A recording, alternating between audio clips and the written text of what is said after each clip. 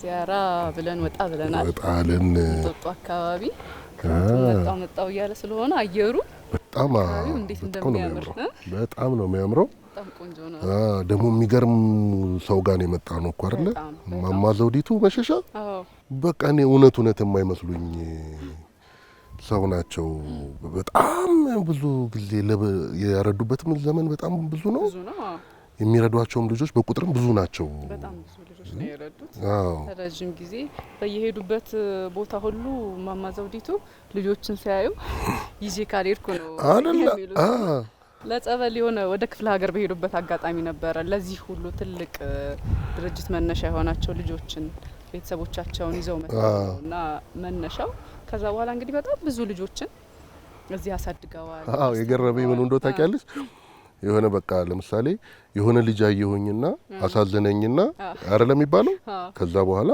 ቤት ወስጄ ማሳደግ ጀመር ከዛ 2 ከዛ 3 እያልኩ ሄድኩ ነው የሚባለው ኖርማሊ እሳቸው በአንድ ጊዜ 26 ሰው ፋሚሊ እኮ ነው አምጥቶ ቤታቸው እና ይሄ በቃ የአንድ ሰው ይሄ የደግነቱ መጠን እና ደግሞ ይሄ ከልቡ ሲሆን በቃ እምቢ ማለት አቅቷቸው እኮ ነው በጣም ነው የሚገርም አሁንም ለብዙ ልጆችን መሰብሰቢያ ቢሆኑ ደስ ይላቸዋል ልጆችን መሰብሰብ ልጆች ጋር ማሳለፍ በጣም ነው የሚወዱትና ልጆቻቸው ደግሞ በጣም ትልልቅ ደረጃ ደርሰዋል በተለያየ ሙያ ላይ ተመርቀዋል በዲፕሎማም በዲግሪ በማስተርስ ሁላ 46 የሚሆኑ ከዛ በላይ ልጆችን አስመርቀዋል ኦኬ በቃ በጣም ዴታ እነዚህ የሚሰራሉ እዚሁ ያግዛሉ ሲባልም ሰምቻለሁና 30 አመት ምናምን ከሰሩ አስቢ የመጀመሪያዎቹ ትልልቅ ሆነዋል ማለት ነው ግቢያቸው ደግሞ በጣም ያምራል በጣም ቆንጆ ነው ለልጆቹ ራሱ በጣም በጥሩ ሁኔታ እጅግ በሆነ ሁኔታ ነው የሚያድጉት ማለት ነው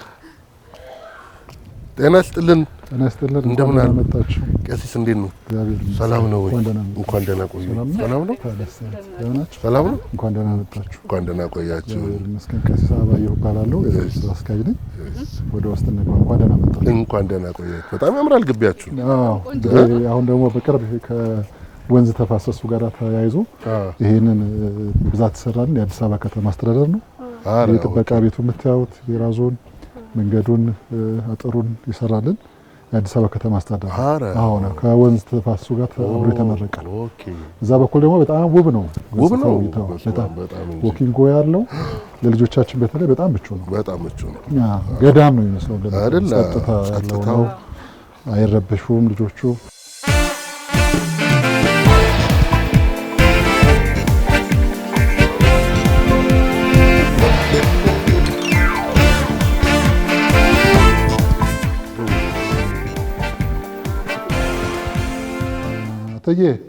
እንግዶች መጥተዋል ያው እንግዲህ ሊያጫውቷችሁ ከእሑድ ቤት ከሚባል ፕሮግራም ነው የመጡት እርስዎ ሊያጫውቱ ፈልገው ነው ይተዋወቋቸው በደንብ ማማ እንዴት ነው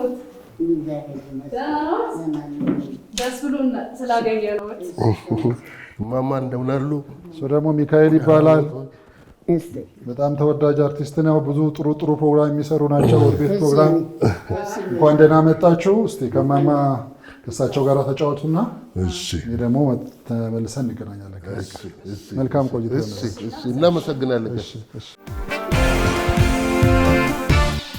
እማማ እንደምን አሉ እግዚአብሔር ይመስገን ደህና ነኝ ደስ ብሎናል ዛሬ ስለመጣን ስላገኘነዎት በጣም ደስ ብሎናል እኔም ደስ ብሎኛል እናንተ ስላገኘ በጣም ደህና ነዎት እንዴ ቴሌቪዥኑ ነው የሚያስረጩት አሁን እኮ ልጅ ነው ትል ይላል እና እንግዲህ አጎብዙ አይደል እናንተ አጎብዙ እማማ እንደው በጣም ሁሌ ስለርሶ ሳስብም ማስበው ምንድነው እንዴት ከየት ተማሩት ይሄ ደግነት አብሮ የሚወለድ ነው ወይስ ከቤተሰቦቹ ልጆች ሆናችሁ እንዴት ነበር ልጅነቱ እንዴት ነበር እኔ መንዝ ነው እንግዲህ የተወለድኩት ተወልጄ እስከ 7 አመት እንግዲህ የሰው አይን ነበላል ከዚህ አይኔ ደምና መግል ፈሶታል ይባላል በአንድ አይኔ ብቻ ነበርማ ከዛም አዲስ አበባ መጡኝና አያቴ ይዘው ነበሩ ብዙ ቤተሰብ ነበረ ማት ቤተሰብ ብዙ ጥና ያደኩ የአይኔ ነገር እያሳሰባቸው ሲሄድ አመጡኝና ከማዘናቸው ምኒልክ ቤት ድረስ ምስማር ፋብሪካ ነበር የኛ ቦታ ቀበና ቤት ድረስ እየመጡ ያክሙኝ ነበር። ይሄ አይኔ ምንም አያይም፣ ይሄ ነበር የሚያየው።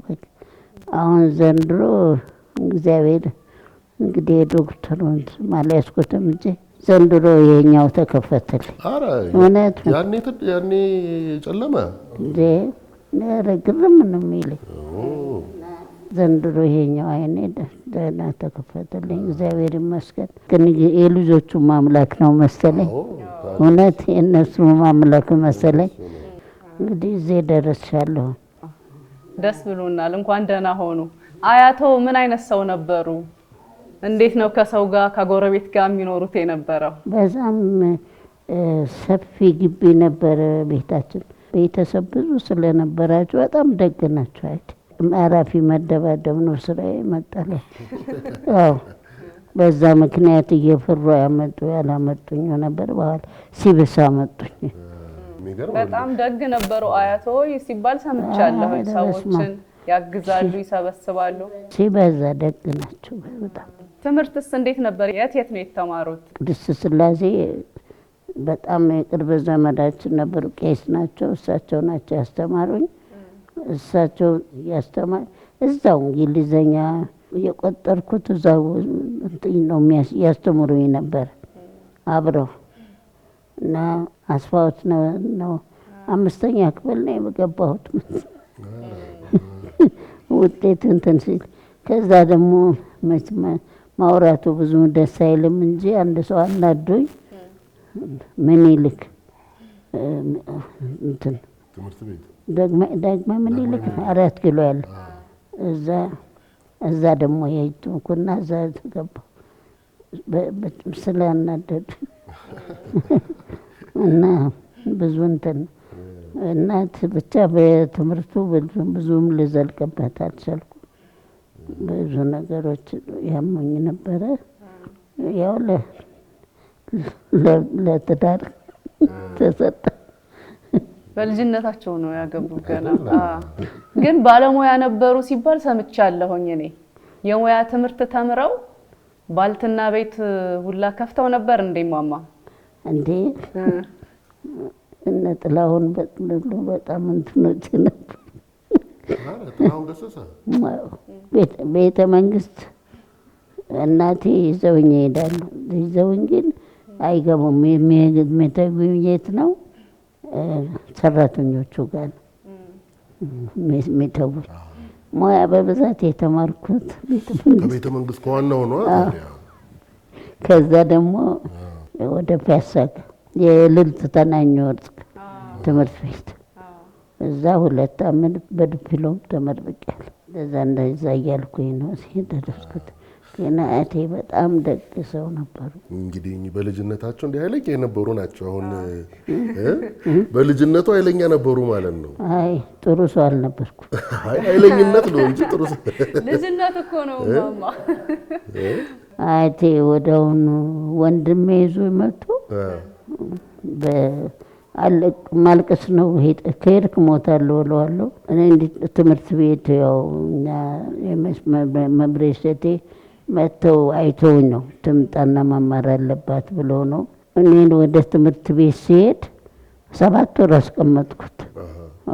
ይገርማል ግን አይደል እሳቸው እንደ ብዙ ጊዜ ሰዎች እንደዚህ አይነት በጎ አድራጎት ሲጀምሩ ወይ 1 ልጅ ወይ 2 ልጅ ምናምን ነው።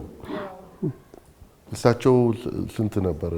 ወደ ለሕክምና በሄዱበት ለሕክምና ነበር ሄዱት። ለጸበል ሄደው ወደ ወንጂ እንዴ እዛ ደግሞ በጣም የማይን ስለነበር ማልሄድበት ቦታ የለም ለጸበል።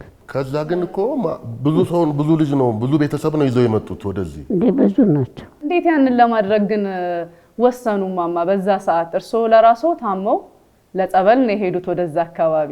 ምንድነው ቤት ማጣታቸው ምን አሳዝኖት ነው ካላመጣ ያሉት? ተዛ ተፈናቅለው እንዴ ብዙ ጸበል ብዙ ስለማይድ ተፈናቅለው ነው ያገኘሁት። ደግሞ ከነ ቤተሰቦቻቸው ሙሉን እኮ ነው ጠቅላላ። እኔ እንደው 1 ሰውም 2 ሰውም አሁን ምሳ ለመጋበዝ በደንብ ሰው አስበንበት በቼም ተጠንቅቀን ነው ተዘጋጅተን ነው 20 ምናምን ቤተሰብ አንድ ጊዜ ምን አበላቸዋለሁ ብሎ አሰቡ። ኧረ ምንም አላሰብኩም በዛ ሰዓት ብቻ እነሱ ማዳን ነው። በዛ ሰዓት ግን ብቻ አልተጨነኩም። ደግሞ የራሳቸው ቤት ነው ይዘው እኮ መጥተው ያስገቧቸው።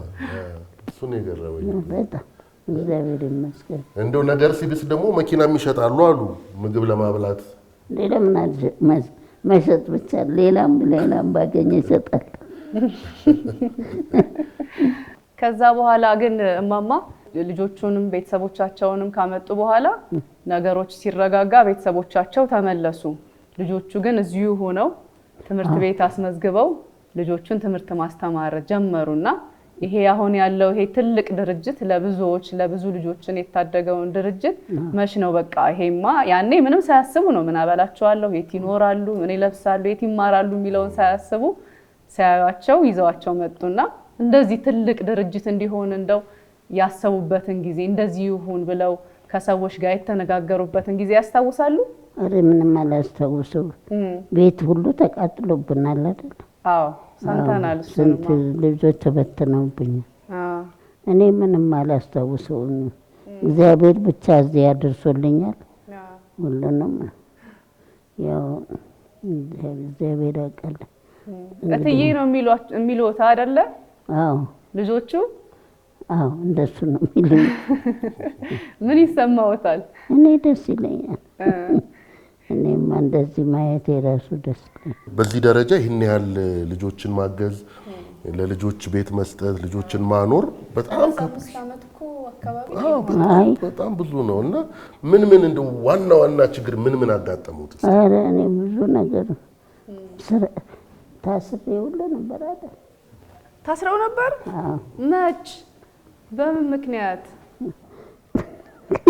ምን ሰራሽ ተብዬ ነው ጠፋብኝ። 45 የሚሆን ልጆችን በቤት ኪራይም አስቀምጠዋል አይደለ? ወደ ኮተቤ ከመሄደው በፊት ከዚህ ከአዲሱ ገበያ ጋር ሲፈርስ ቤት ተከራይተው ሁላ ልጆችን አስቀመጡ። ከዛ ወደ ኮተቤ ሄዱ። ኮተቤ ደግሞ የእሳት አደጋ ደረሰና አጠቃላይ ግቢ ወደመ። እንደው ተስፋ አይቆርጡም? አሁን እንደዛ አይነት ነገር ሲያጋጥም ምን ነው አረፈ ቤቴ ብቀመጥስ ምናምን አይሉ? እኔ አሁንም አልልም ከጋጥም አሁንም አልልም። እግዚአብሔር ብቻ አልጣለንም እስካሁን። እንግዲህ ፈጣሪ አልጣለም። ይኸውና እናንተንም አምጥቶልኛል። እኛ መምጣታችን ለእኛ ክብራችን እኮ ነው በጣም።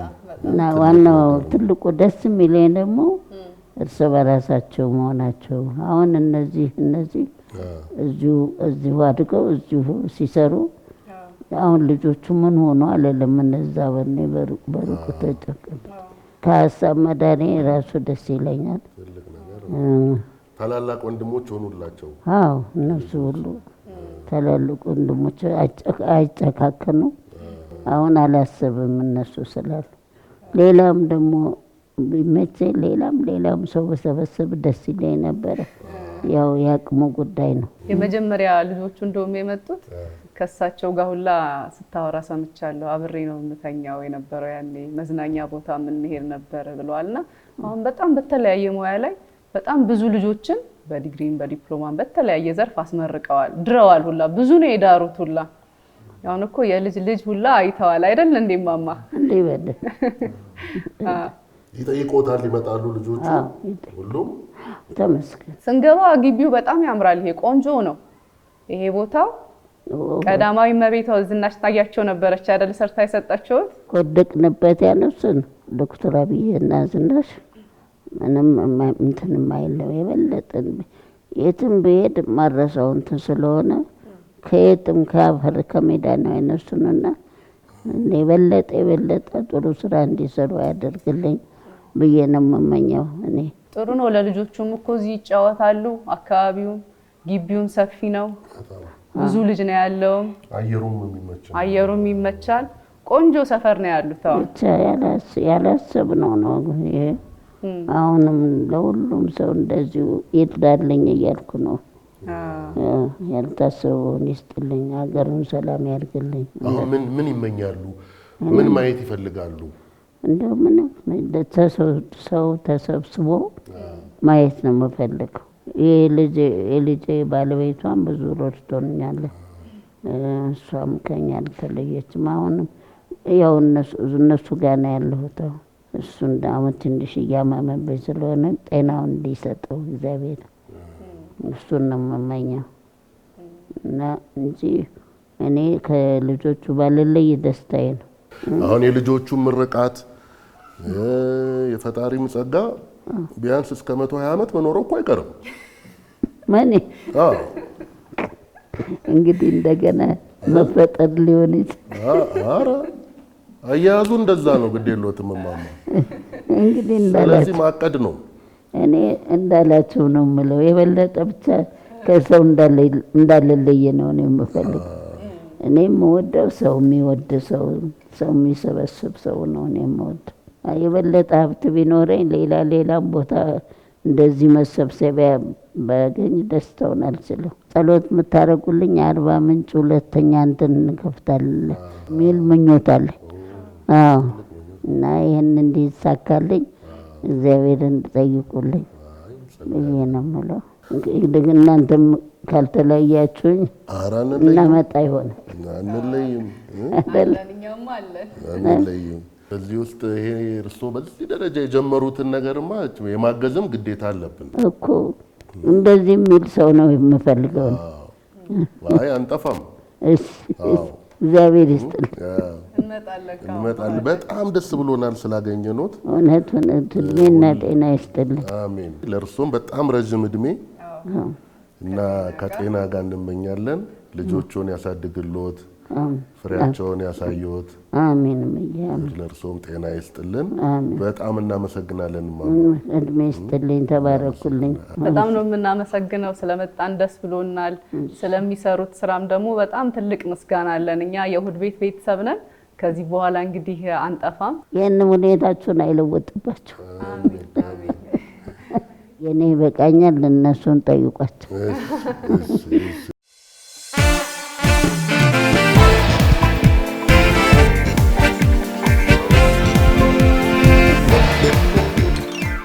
እሺ እንዴት ነበረ ቆይታችሁ? እንዴት አገኛችኋቸው? በጣም የሚገርሙ ሰው ናቸው። እንግዲህ በመታያቸው መጠን ናቸው። በጣም በሄር ደግናት ናቸው። እንዳይሰማችኋቸው ነው። ሌላ ደግሞ እስቲ አሁን ሌላ ሰው ላስተዋውቃችሁ። ጤና ይስጥልኝ። ይርጋለም ይባላል። የቦርዱ ጸሐፊ ናቸው። አረፍ በሉና ደግሞ እስቲ አብረን እናውራ። ረጅም ዓመት ከእማማ ዘውዲቱ ጋር የቆየ እንደ ልጅ ማለት ነው። ብዙ ነገር ደግሞ ያጫወታችኋል። ግቢያችሁን አየነው። በጣም ያምራል። የህፃናት ምርጥ ገነት ነው አይደል? በጣም ልዩ ነው አየሩ። በነገራችን ላይ መጀመሪያም እዚህ ቦታ ላይ እንዲመጣ ሲያደርጉ የቀዳማዊት እመቤት ጽሕፈት ቤት አካባቢውን ቦታ ለህፃናቱ ምቹነቱን እነዛን ነገሮች በሙሉ ጥናት አድርገው ነው። በቃ በዚህ በኩል ያለው ቪው ወደ ላይ ብትመለከት ምናምን ደግሞ በቃ እናታችን ደግሞ የበለጠ ትንሽ ወደ መንፈሳዊ ህይወቱ ይጠጋሉና ዙሪያቸውን ደግሞ በአብያተ ክርስቲያናት የተከበቡበት አካባቢ ሆኖላቸዋልና እነዚህ ነገሮች እውነትም አጥንተው ለሳቸው ከልብ መስጠታቸውን የሚያሳይ ነው። አሁን አይቶ የማይወደውና የማያደንቀው የለም። እመበረከት ነው የተባሉት አይደል? እመበረከት ምን ማለት ነው ቀሲስ? እመበረከት ማለት ግዕዝ ነው። እናት ማለት እናት፣ የበረከት እናት እንደማለት ነው።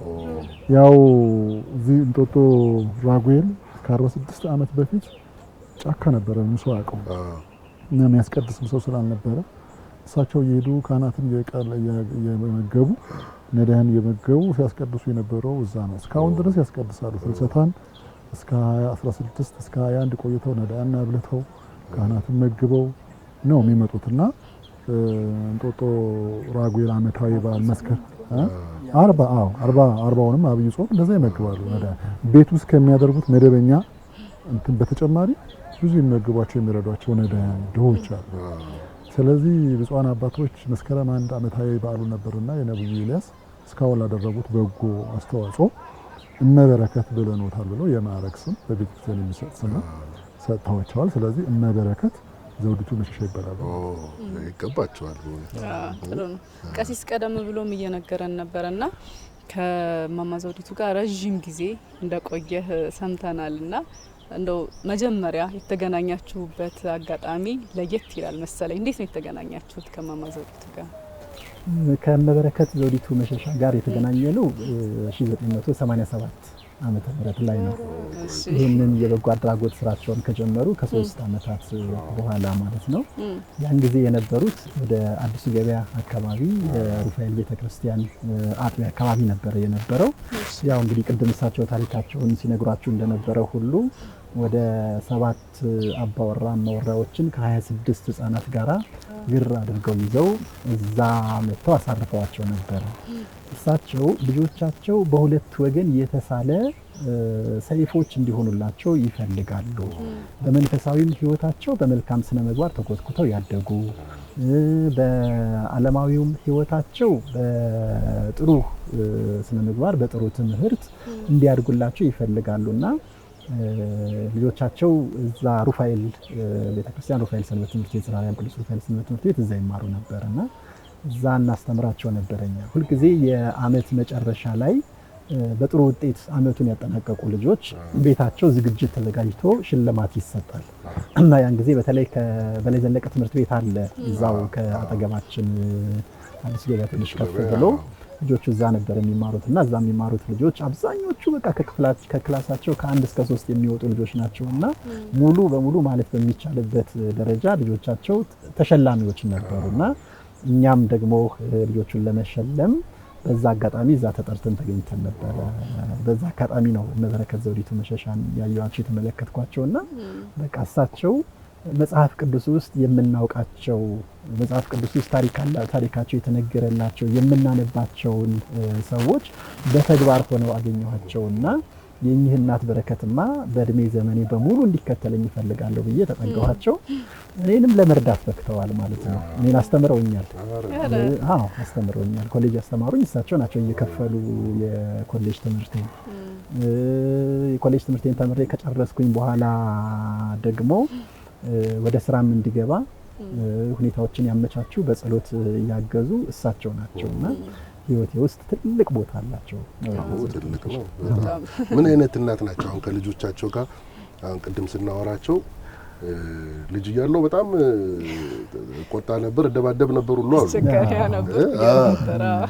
አሁን ግን ከልጆቹ ጋር ያላቸው ግንኙነት እንዴት ነው? የትዬን እናትነት እንዴት አድርጎ መግለጽ እንደሚቻል ቃላቶች ያጥራሉ። በእውነት ለመናገር በነገራችን ላይ እናታችን በከፍተኛ ሁኔታ ይታመሙ ነበር። ከፍተኛ የሆነ የአስም ህመም በሽታ ነበረባቸው። ያም ህመም ያም በሽታ ነው እነዚህ ልጆች ለማምጣትና ለማግኘት ምክንያት የሆናቸው።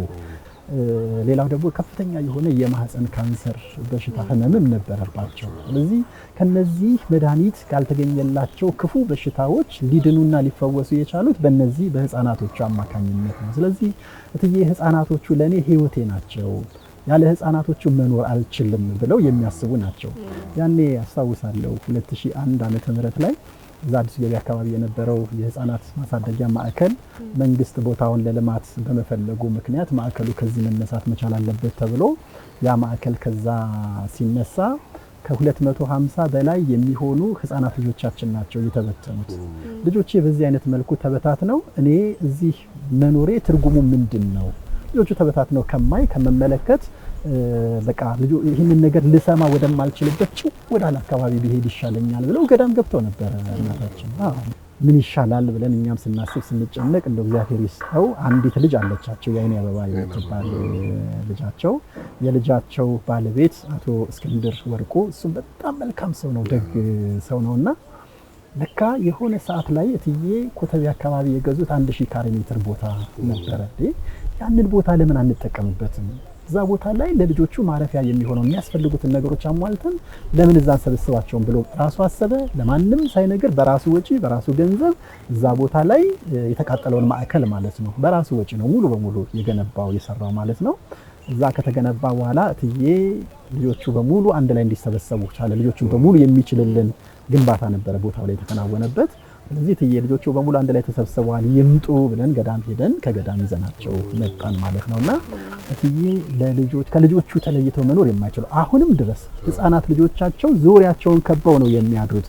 አሁን በቅርብ ነው ትንሽ አይናቸው መጽሐፍ ማንበብ ስላልቻለ በነገራችን ላይ አሁን መጽሐፍቶችን በደንብ ነው የሚያነቡት። የጸሎት መጽሐፍቶቻቸውን በሙሉ አንብበው ጨርሰው ነው የሚተኙት።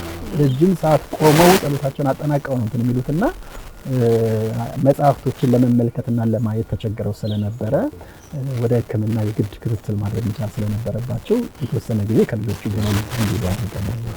ይህ ካልሆነ በስተቀር እንግዲህ ከልጆቻቸው ተለይተው መኖር የማይፈልጉ ህፃን ልጅ ተመልክተው የማያልፉ አይ ልባቸው እንትን የሚበቃሻይላቸው ማለት ነው ሲያዩ ሲያለቅሱ ሲቸገሩ ከመሰላቸው ግን አሁን እንትኑ ቆንጆ ነው በጣም አይደለም። አሁን ቤቱም በጣም ቆንጆ ነው። ግን ስቲል እነዚህ ልጆች ለመመገብም ሆነ የሚያስፈልጋቸውን ለማስተማርም ትልቅ ወጪ አለ።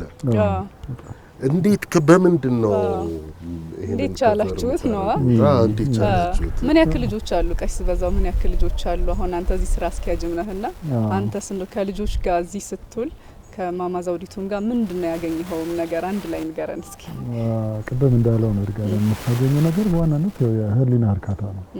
በጣም ደግሞ ይጋባብሻል። በጎነት አላል ከበጎ ጋር ስትሆኚ መጽሐፍ በጎ ትሆኛለሽ፣ ከክፉ ደግሞ ይጋባል። ስለዚህ የማማ ዘውዲቱ በጎነት እንዲጋባብኝም ነው እኔ እሳቸው ጋር የሆንኩት። መጀመሪያ ሳገኛቸው በጣም ነው ኢምፕረስ የሆንኩት። በጣም አልቅሻለሁ። ኮተቤን ያገኘኋቸው እንደሱ አልቀራኩም እኔና ቅድም እንዳልኩ እኔ ረጅም ዓመት ሳይንስና ቴክኖሎጂ ሚኒስቴር ነው የሰራሁት። ከጨባ ኒኩሌር ዘርፍ ጋር የተያያዘ ነው ስራዬ። ብዙም በጎነት የሚለው ነገር ላይ እንትኑ የለኝም። ግን ያው ደቡብ ኦሞ በመንፈሳዊ ጉዞ አግኝቻቸው በቃ ማገዝ አብሬ መሆን አለብኝ በሚል ስሜት ከዛ ጊዜ ጀምሬ ሳልለያቸው አሁንም ድረስ አለው። ቀደም እንዳልኩሽ በጎነት ምን ያህል ይቻላል መንፈስ የሚያጋቡ እናት ናቸው። ዛሬ አንድና ሁለት ልጅ ይዞ ሰው በብዙ ይቸገራል። ግን ደግሞ እኒህን ሁሉ ልጆች ይዘው ምንም የራሳቸው መኪና ቤታቸውን ሸጠው ያን ቤት ሸጠው ግን 35 ዓመት ማለት ነው። በዚህ 35 ዓመት ውስጥ አልተራቡም። እግዚአብሔር የመገባቸው ኖረዋል። ወደ 38 ልጆች ድረዋል። ለሴቶች ሽማግሌ ተቀብለው ለወንድ ሽማግሌ ወደ 58 ልጆችን በዲግሪ በዲፕሎማ በማስተርስ ደረጃ አስመርቀዋል።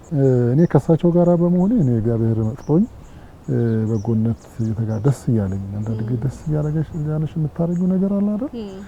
እንደዛ አይነት ስሜት ነው የሚሰማኝና ቀደም እንዳልሽው ምንድነው የሚበሉት? ያው አንዱ ዋነኛው አሁን እኛ የገቢ እንትናችን ነው ብለን የምናስበው አንድ ኢትዮጵያዊ ቤተሰብ ለአንድ ሕፃን የሚል ፕሮጀክት አለ። ጠቅላይ ሚኒስትሩ በመጡ ጊዜ ይህን መሬት ከሰጡ በኋላ ምንም አይነት ራኒንግ ኮስት የሚሆን በጀት አልሰጡም። ይህን መሬት ሰጥተዋል። ትልቅ ስጦታ ነው። ስለዚህ ከዛ በኋላ ምንድነው ያሉት? ሌሎቹ የእርሶ በጎነት እንዲጋባባቸው ጥሯቸው፣ ልጆቹ ደግሞ የሚበሉት እንዲሰጡ፣ የሚጠጡት እንዲሰጡ፣ የሚለብሱት እንዲሰጡ። ስለዚህ ያንን ሀሳብ ይዘን አንድ ኢትዮጵያ ቤተሰብ ለአንድ ሕፃን የሚል ፕሮጀክት ቀረጸ።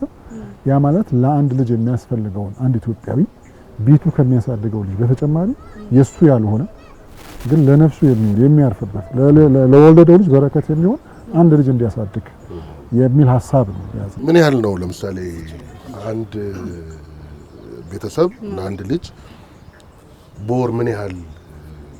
በወር የሚታወቅ ነው 2400 ብር ነው። አሁን የቆየ ነው እርግጥ ይሄ ጥናት አሁን ያለውን ገበያ ሊከብድ ይችላል፣ ግን ታውቃቸዋለሽ። ብዙ አመት ቆየ ይርጋለም እዚህ ከእሳቸው ጋርና እንደው ይህንን ነገር ቢያዩ ብለህ የምታስበው የምትመኝላቸው ነገር ምንድን ነው? እኔ ለእናቴ ለመበረከት ዘውዲቱ የምመኝላቸው ነገር ቢኖር የእሳቸውን ፍላጎት ምንድን ነው ኢትዮጵያ ላይ ድሃ የሚባለው ስያሜ ጠፍቶ መመልከት ነው ይላል። ሁሉ ተደራርቶ ሁሉ ተጋግዞ ሁሉ በቃ አንድ ላይ ሆኖ በመንገድ ላይ ወድቀው የምንመለከታቸውን በየአብያተ ክርስቲያኑ ጥጋጥግ ላይ ላስቲክ አንጥፈው የምንመለከታቸው ሰዎች በሙሉ ተነስተው ተሰብስበው የምንመለከትበትን ሁኔታ እግዚአብሔር እንዲያሳያቸው ይሄ የእሳቸው ተቋም ደግሞ 2-3 ብራንቾችን ከፍቶ እንዲመለከቱ እንዲያዩ የምን ጊዜም ጸሎታቸውና ምኞታቸው ነውና ይሄንን እመኝላቸዋለሁ። በጣም ነው የምናመሰግነው። እኛ ስለመጣን እዚህ ደስ ብሎናል። በየቤታቸው ሆኖ ደግሞ ይህን ፕሮግራም የሚከታተሉ ሰዎች መደገፍ፣ መርዳት፣ ማየት፣ መምጣት እዚህ ከልጆች ጋር ራሱ ጊዜ ማሳለፍ ትልቅ ነገር ነውና መጥተው እንደዚህ አይነት ስራዎችን እንዲሰሩ መልእክት እናስተላልፋለን። ግቢው ቆንጆ ነው። ለልጆቹ በጣም ምቹ የሆነ ቦታ ነው ያላችሁትና እንግዲህ በርቱ ማለት ነው የምንፈልገው። እንጦጦ ልትዝናኑ ስትመጡ በዚሁ ቤተሰቦች ጎራ ብላችሁ ጎብኝታችኋቸው መጽሐፍ ተረት አንብባችሁላቸው ለልጆቹ እንዴት ናችሁ ብላችኋቸው ሌላ ድጋፉ ምናምን በኋላ ይደርሳል። ዋናው ግን መጣችሁ በሩ ክፍት ነው እንደምታዩት ወለል ብሎ የተከፈተ በር ነው። ስለዚህ እየመጣችሁ ልጆቹን ብታበረታቱ እማማንም በነገራችን ላይ የትዬ የጭንቀት መድኃኒትም ናቸው። እሳቸው ብዙ መከራ ብዙ ችግር አሳልፈዋል እና እነዛን መከራዎችን ችግሮችን በሙሉ አሳልፈዋል። የማያልፍ ነገር የለም ይላሉና በተለይ እንደው በስራም የተጨናነቃችሁ በኑሮ የተጨናነቃችሁ በህመም የተጨናነቃችሁ ሰዎች ካላችሁ ግድ የለም እንግዲህ እናት ጋራ ነውና በህይወት እያሉ ተጠቀሙባቸው የሚለው መልእክት አስተላልፋለሁ። እኔ ብዙ ነገር ስለተጠቀምኩባቸው አሁንም ድረስ እሳቸው ጋራ አለሁ ማለት ነውና ይሄንን በረከት ይሄንን ጸጋ ይሄንን የእሳቸውን መድኃኒትነት በህይወት እያሉ እንጠቀምባቸው። በስተመጨረሻ ያው ማመስገን የምንፈልጋቸው አካላት አሉ። አንደኛ ቀዳማዊት እመቤት ጽሕፈት ቤት ይሄንን ሙሉ ግንባታው ወደ 12 ሚሊዮን ብር የፈጀ ኮንስትራክሽን ነው። መሬቱን ሴኪር አድርገው ኮንስትራክሽኑን በራሳቸው ሀስሉን ጨርሰው ቁልፍ ያስረከቡ የመንግስት አካላት ቀዳማዊት እመቤት ጽሕፈት ቤት በብዙ እናመሰግናለን። በህፃናቱ በእናታችን ስም አመሰግናለሁ። አሁን ደግሞ ይሄ የወንዝ ተፋሰሱ ሲሰራ ተያይዞ ይሄን የምታዩትን የልጆች መጫወቻ ውስጡ አስፋልት እንዲሆን ቴራዞ እንዲሰራ ጥበቃ ቤት አልነበረውም እዚህ ያደረጉልን የአዲስ አበባ ከተማ አስተዳደር የወንዝ ተፋሰስ ፕሮጀክት ባለሙያዎች እና አቶ ሰለሞን ከክብርት ቀዳማዊት እመቤት እና ከክብርት ወይዘሮ አዳነች ከንቲባዋ ሰዎቻቸው መጥተዋል። በአካል ጀምሮ ነው እናደረጉልን። በኢትዮጵያ ሕዝብና በህፃናቱ ስም ለማመስገን እንወዳለን።